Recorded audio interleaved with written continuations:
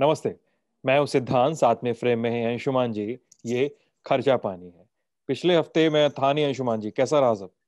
हाँ, पिछले हफ्ते आप उत्तराखंड की यात्रा पे थे। दर्पण के साथ हमने काफी सारे विषय डिस्कस किए कि और जैसा कि हम देख रहे हैं बजट के बाद से सिद्धांत लगातार रोज कुछ खबरें आ रही हैं ऐसी जो हमारे खर्चा पानी को, हमारी जिंदगी को प्रभावित करती हैं। हाँ। हाँ, तो उत्तराखंड का भी एक्सपीरियंस बड़ा बहुत जी त्रासदपूर्ण एक्सपीरियंस भी था। वो चीज़ें अनफोल्ड हो रही हैं धीरे धीरे। अब आर्म फोर्सेस और रिलीफ एजेंसीज जो हैं वो जी टनल के भीतर घुस पाने में और रैणी गांव में वहाँ पे जो साइट था उस पर अप्रोच बना पाने में थोड़ी सफल हुई हैं। तो बॉडीज ही रिकवर हो रही हैं। आई होप कि कुछ सफलता मिले, जो इस होप के साथ काम किया जा रहा है। खर्चा पानी में आज अंशुमान जी दो खबरें हैं। दो खबरों पे बात करेंगे। पहली खबर तो ये है कि 40 लाख करोड़ का उधार भारत के लोगों पर, इतना बड़ा उधार लगा हुआ है। रिटेल डेट इतना बड़ा है, क्या है मामला, इसको देखेंगे जरा सा। और इसके बाद इन्फ्लेशन का डेटा है। और रिटेल इन्फ्लेशन जनवरी में ही 4% से ऊपर चला गया। और आप अगर industrial index of industrial production की बात करें तो जी ये 1% से ऊपर दिसंबर में ही चला गया था, पिछले साल दिसंबर 2020 में। तो इनको हम देखेंगे। और इन पर बात करने के पहले छोटी सी सुर्खी तेल और गैस के दाम पर भी है, जो आप सभी लोगों को पता है बढ़ते ही जा रहे हैं, लगातार राइज हो रहा है। अब एक इंदौर से या मध्य प्रदेश किसी किसी शहर के किसी शहर से वो फोटो आई थी कि 100 पार कर गया था। तो जी एक पेट्रोल पंप पे एक बंदा था, वो अपना बल्ला और हेलमेट हेलमेट और एक बैट लेके शतक का उसने जश्न मनाया था, एक मॉक किया था एक तरह से। तो वो इमेज बड़ी वायरल हो रही है। अंशुमान जी, तेल और गैस के दाम तो अभी आने वाले समय में कम होने वाले भी नहीं हैं। जी।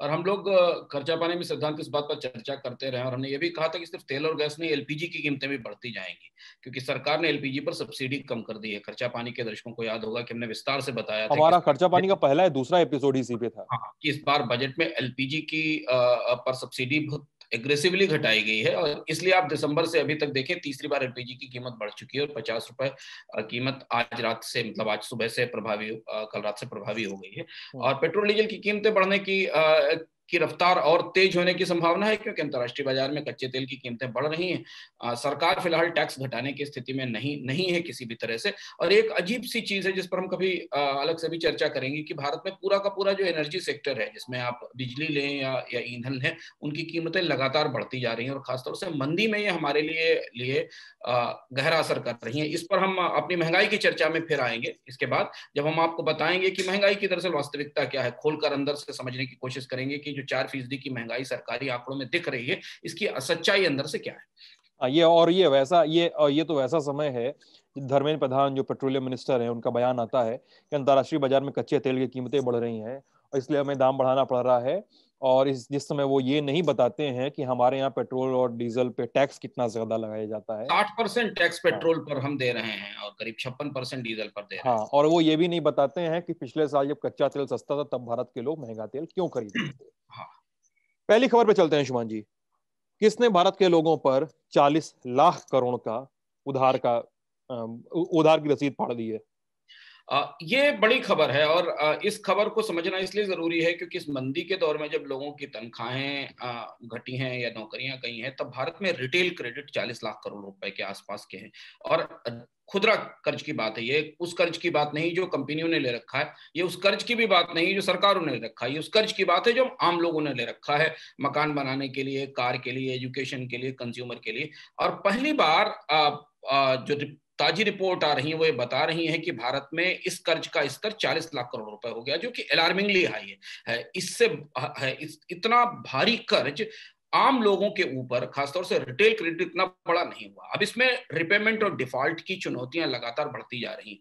हमने ध्यान दिया होगा कि जब लॉकडाउन आया था तो बड़े पैमाने पर आम लोगों ने मॉरिटोरियम लेने की कोशिश की थी। उन्होंने बैंकों के पास जाकर ये अपील की थी कि हमको हमको मॉरिटोरियम दिया जाए। उसमें कई सारे लोग मॉरिटोरियम, क्योंकि उनके पास तनख्वाहें नहीं थी नौकरियां चली गई थी, तो किस्त चुकाने की स्थिति में नहीं थे। इसमें सबसे बड़ा जो पोर्टफोलियो है वो ऑब्वियसली हाउसिंग लोन का है जिसमें करीब करीब 3% के आसपास ऐसा कर्ज है जो जोखिम में है। जोखिम का के कर्ज की परिभाषा ये है कि जिसमें 90+ डेज का रिपेमेंट डिले हो जाए, उसे ये माना जाता है कि वो रिस्क की तरफ बढ़ रहा है। यानी वो अगर एनपीए हो सकता है, यानी कि अगर 3 महीने तक की किस्तें लोगों ने नहीं पे की हैं तो वो किसी तरह से रिस्क की तरफ बढ़ जाता है। और सबसे बड़ा जो रेशियो इसमें अगर देखें आप, लोन की साइज में तो सबसे बड़ा साइज रिटेल क्रेडिट में हाउसिंग लोन का है, और जो जोखिम में फंसा हुआ सबसे ज्यादा लोन है सिद्धांत, वो एजुकेशन लोन है। और उसका टोटल एजुकेशन लोन का जो पोर्टफोलियो है करीब 1 लाख करोड़ रुपए का, उसमें से 12 से 13% लोन ऐसा है जो इस रिस्क की तरफ जा रहा है।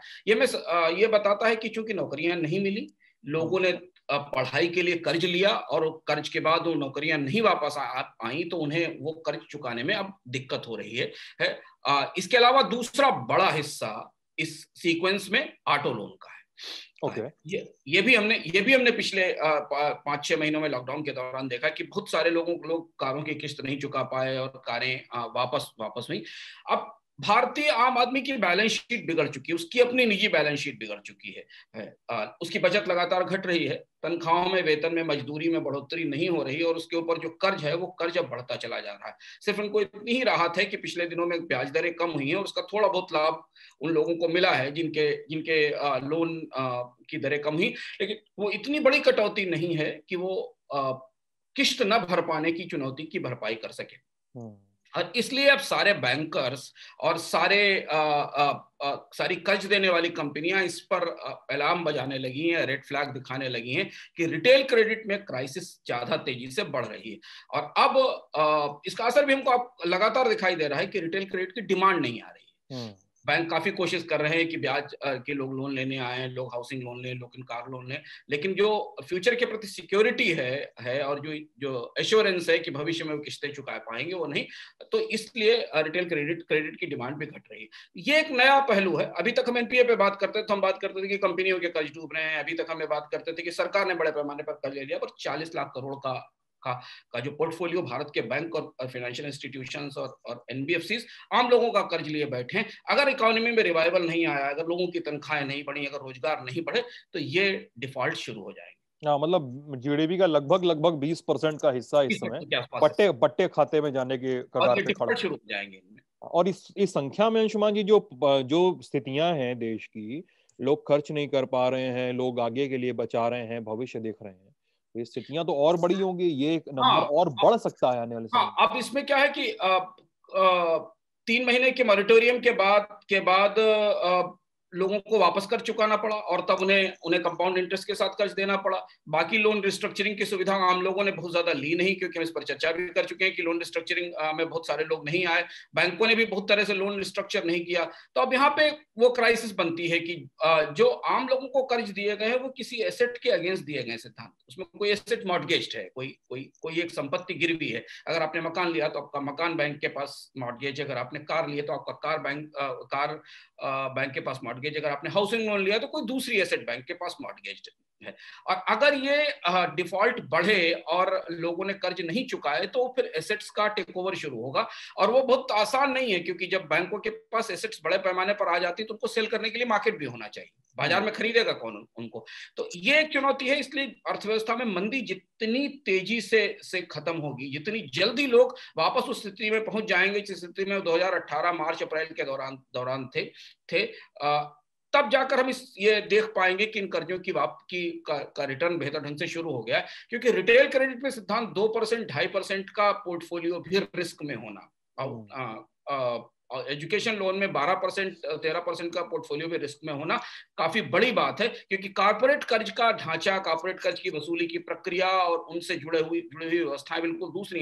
रिटेल कर्ज वाले को कोई सुविधा नहीं, ना वो कहीं बैंक्रप्सी में जा सकता है, ना कहीं वो दिवालिया कोर्ट में जा सकता है, ना उसे कोई लोन रिस्ट्रक्चरिंग की सुविधा मिलती है। उसका कर्ज अगर वो नहीं चुका पाता तो उसकी एसेट फॉरफिट हो जाती है, उसकी संपत्ति जो भी जिस एसेट के अगेंस्ट उसने दिया है वो एसेट ले ली जाती है। तो ये एक बात है। अगले 3-4 महीने में हमें इस बारे में और परिस्थितियां स्पष्ट होंगी। यानी प्री कोविड में ही नहीं जाना होगा, प्री कोविड के भी 2 साल पहले, यानी 2 साल पहले जाना होगा, तब जाकर आप इस स्थिति में पहुंच पाएंगे कि जो लोगों की अपनी निजी बैलेंस शीट है, जो पर्सनल बैलेंस शीट है, जो हमारी आपकी बैलेंस शीट है, जिसमें आय, कमाई, खर्च और कर्ज का जो संतुलन है वो वापस लौट पाएगा।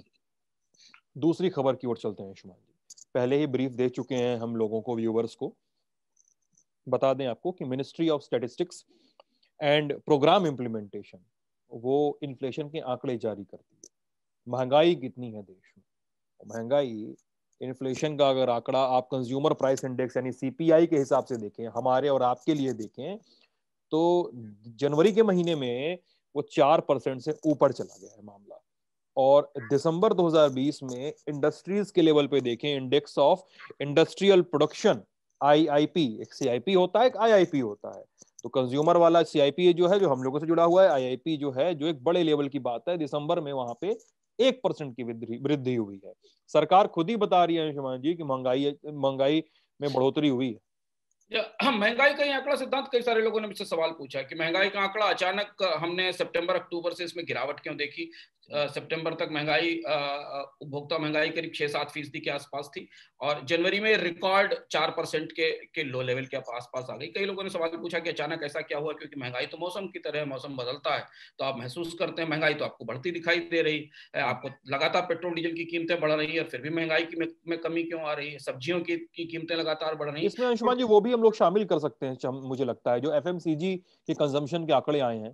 हाँ, उसको भी हम इसमें इंक्लूड करते हैं। तो महंगाई का जैसे हमको दिखता है कि सामान्य रूप से ट्रकों के भाड़े बढ़ गए। अगर आप शहरों में चलते हैं तो शहर कन्वेंस के जो भी आप जिस वाहन का इस्तेमाल करते हैं, ऑटो या रिक्शा, या उसका किराया बढ़ गया। तो फिर ये महंगाई इतनी कम क्यों दिख रही। और यहाँ वही पेंच है जहां पर सरकार का ये आंकड़ा आपको वास्तविकता नहीं दिखाता और यहाँ एक सांख्यिकी का नियम लागू होता है जिसको हम बेस इफेक्ट कहते हैं। पिछले साल जनवरी में चूंकि महंगाई की दर बहुत ऊंची थी, इसलिए इस बार आपको जनवरी में महंगाई की दर करीब करीब 4% के आसपास दिखाई दे रही, और जो कि 17 महीने के न्यूनतम स्तर पर है। पर इसे कतई, और ये आंकड़ा हमें एक तरीके से परेशान करता है, क्योंकि हमारी जिंदगी में जो हम आसपास देख रहे हैं वो तो बढ़ती हुई महंगाई। तो इस आंकड़े का सच क्या है जो समझना जरूरी है खर्चा पानी में। और आपके खर्चा पानी को में दरअसल महंगाई पिछले साल की तुलना में, लॉकडाउन खुलने के बाद की तुलना में कई गुना ज्यादा बढ़ चुकी है। इसे अलग अलग समझना जरूरी है। ये बेस इफेक्ट है। बेस इफेक्ट का मतलब है कि अगर पिछले साल काफी ऊंची विकास दर रही, महंगाई की दर रही है, तो अगले साल उसी समय पर दर नीचे दिखाई देगी। लेकिन जो रिटेल इन्फ्लेशन का आंकड़ा हमें दिखाई दे रहा है, इसमें 2-3 चीजें बहुत महत्वपूर्ण। मैं आंकड़े को खोलता हूँ। रिटेल इन्फ्लेशन में जो कोर इन्फ्लेशन है, जिसको कि हम बुनियादी इन्फ्लेशन कहते हैं, जिसमें कि फूड की कीमतें शामिल नहीं होती हैं सिद्धार्थ, कोर इन्फ्लेशन लगातार, मतलब फूड बेवरेज का हिस्सा छोड़ दें तो कोर इन्फ्लेशन लगातार ऊंचाई पर बनी हुई है सितंबर से। यानी जो बुनियादी इन्फ्लेशन है, जहां पर आप पेट्रोल डीजल की कीमतें चुकाते हैं या बाकी मैन्युफैक्चर्ड प्रोडक्ट्स की कीमतें चुकाते हैं, उनमें कहीं भी कोई कमी नहीं आई है। वो लगातार 4% के कोर इन्फ्लेशन लगातार, मैं आपको एक मिनट नंबर चेक करके बताता हूं कि कोर इन्फ्लेशन लगातार 5% के ऊपर बनी हुई है। जबकि जो मिसलेनियस इन्फ्लेशन है जहां पर आप खाद्य उत्पादों की कीमतों को हटा देते हैं, वो 6.5% से ऊपर है। अब इसके भीतर जाकर हम देखें तो केवल सब्जियों और फलों को किनारे कर दें, जहां डिफ्लेशन जैसी स्थिति बन रही है, यानी कि किसानों को फसलों की सही कीमत नहीं मिल रही। इसके अलावा सारी चीजें कपड़े, सर्विसेज, मेडिकल एक्सपेंडिचर, इन सारी चीजों की कीमतों में लगातार बढ़ोतरी हुई है, जो इन्फ्लेशन के इस आंकड़े में दिखती नहीं है, रिफ्लेक्ट नहीं होती। सबसे इंपॉर्टेंट चीज है फ्यूल और प्राइस का इंडेक्स, जो सीपीआई इंडेक्स के अंडर में आता है। फ्यूल और प्राइस का जो इंडेक्स है, उसमें वो 10 महीने की अधिकतम स्तर पर है। यानी पेट्रोल डीजल की कीमतों में जो बढ़ोतरी हुई है, उसके कारण पेट्रोल और डीजल की महंगाई और उससे बढ़ने वाली बाकी भाड़े की और बाकी चीजों की महंगाई दिखाई दे रही। अब आप एक तरफ देखिए, आपको रिटेल आंकड़ा 4% बताता है, जबकि वास्तविकता यह है कि कोर इन्फ्लेशन 5.5% के आसपास है, और जो महंगाई, पेट्रोल डीजल की महंगाई है, वो 10 महीने के सर्वोच्च स्तर पर है। अब इसके और भीतर समझना जरूरी, जो और चिंताजनक बात है कि भारत में ग्रामीण और नगरीय महंगाई में डाइवर्जेंस दिख रहा है, एक अंतर दिख रहा है। रूरल इन्फ्लेशन भारत की जो अर्बन इन्फ्लेशन है वो करीब 5% के ऊपर है और रूरल इन्फ्लेशन 3.2% पर है। अब ये दोनों चीजें समझना जरूरी है। यानी शहरी इलाकों में महंगाई बहुत तेजी से बढ़ रही है, जबकि ग्रामीण इलाकों में महंगाई कम हो रही है। ग्रामीण इलाकों में आमतौर पर महंगाई कम होने का संकेत हम डिफ्लेशन से ले सकते हैं। कंज्यूमर पैटर्न पे भी तो देख सकते हैं ना इसको। मतलब लोग खरीद क्या रहे हैं। हाँ, दूसरी चीज कि अगर आप महंगाई का ढांचा देखें सिद्धांत, तो जो फल है, सब्जी, जो किसानों के उत्पाद है, जिन पर उन्हें कीमत मिलनी चाहिए, उनकी कीमतें लगातार घट रही हैं। जबकि वो जो मैन्युफैक्चर्ड प्रोडक्ट, किसान भी जो मैन्युफैक्चर्ड प्रोडक्ट गांव में खरीदता है, अगर वो एफएमसीजी खरीदता है, जैसे एफएमसीजी का आपने जिक्र किया कि एफएमसीजी की डिमांड रिवाइव करना शुरू हुई है, तो प्राइसेस बढ़ना शुरू। एफएमसीजी अगर जिसको नहीं पता हो तो बिस्कुट नमकीन वगैरह जैसी चीजें आपकी एफएमसीजी में आती हैं। हाँ, बिस्कुट नमकीन, आपके शैम्पू और बाकी चीजें, अगर इनकी मांग बढ़ना शुरू हुई तो इनके साथ इनकी कीमतें बढ़ना भी शुरू हो गई हैं। तो ग्रामीण इलाकों में जो वहां का कच्चा उत्पाद है उसकी कीमतें गिर रही हैं, पर इसके अलावा वो जो भी चीज इस्तेमाल करते हैं, पेट्रोल डीजल का असर सामान्य रूप से सब पे पड़ता है, चाहे वो किसान हो या सामान्य कंज्यूमर हो सर्विसेज का, चाहे वो मेडिकल की सर्विसेज हो, चाहे वो एंटरटेनमेंट की सर्विसेज हो, चाहे वो एजुकेशन की सर्विसेज हो, चाहे वो ट्रांसपोर्ट सर्विसेज हो, इनका असर उन सारे लोगों पर पड़ता है। रूरल एरिया में भी उनकी कीमतें बढ़ रही हैं, और इसके अलावा जो मैन्युफैक्चर्ड प्रोडक्ट्स की बास्केट है उसकी उसमें बढ़ोतरी हो रही। तो अगर हमें ये लगता है कि महंगाई चली गई है, या ये जो सरकार का आंकड़ा दिखाता है जो बेस इफेक्ट का असर है, तो हमें एक बार रुकना चाहिए। दरअसल भारत में सारे विशेषज्ञ, सारे बैंकर और सारे लोग ये मान रहे हैं कि महंगाई दरअसल लौट रही है, और अगले 1-2 महीने में बहुत तेजी के साथ बड़ी महंगाई की तरफ हम बढ़ेंगे, क्योंकि ये जो असर हमें अभी दिखाई दे रहा है, अभी दिख रहा है बेस इफेक्ट का, ये धीमे धीमे खत्म होता जाएगा, और तब महंगाई अपने अपने ज्यादा विकराल रूप में हमारे सामने आएगी। और शायद यही वजह है सिद्धांत कि आरबीआई ने अपनी मॉनेटरी पॉलिसी के रिव्यू में इंटरेस्ट रेट में कट नहीं किया, क्योंकि आरबीआई को भी ये दिखाई दे रहा है कि महंगाई की या इन्फ्लेशन बढ़ने की संभावना सामने है।